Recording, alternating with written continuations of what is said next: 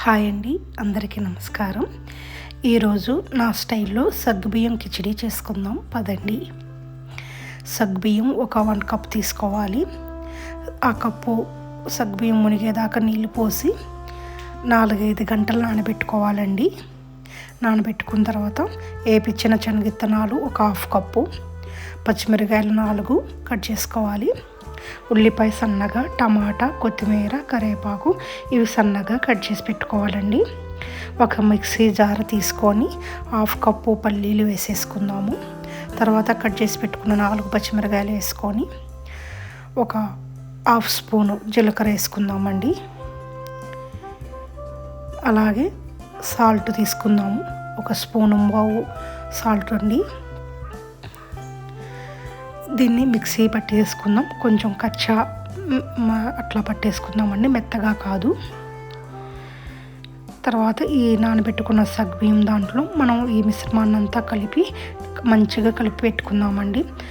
తర్వాత ఒక బాండి తీసుకొని మంచిగా వేడెక్కిన తర్వాత ఒక 2 స్పూన్స్ ఆయిల్ వేసుకుందామండి.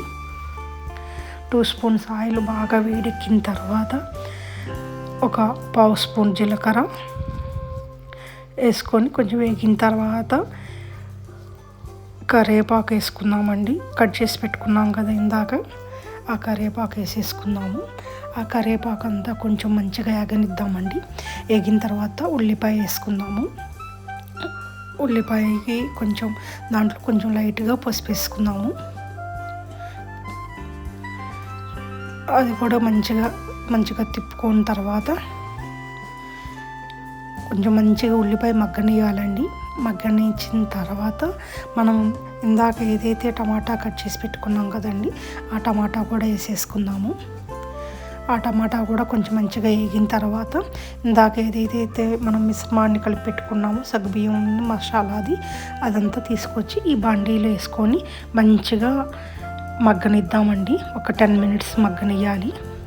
10 మినిట్స్ మగ్గనిచ్చిన తర్వాత కొంచెం మధ్యలో తిప్పుకుంటూ ఉండాలండి, అడుగంటకుండా. కొంచెం ఇది లో ఫ్లేమ్లో పెట్టుకొని చేసుకోవాలి. దీని మీద మనం మూత కూడా పెట్టుకుందాము. ఒక 5 మినిట్స్ ఆగిన తర్వాత తీద్దాము.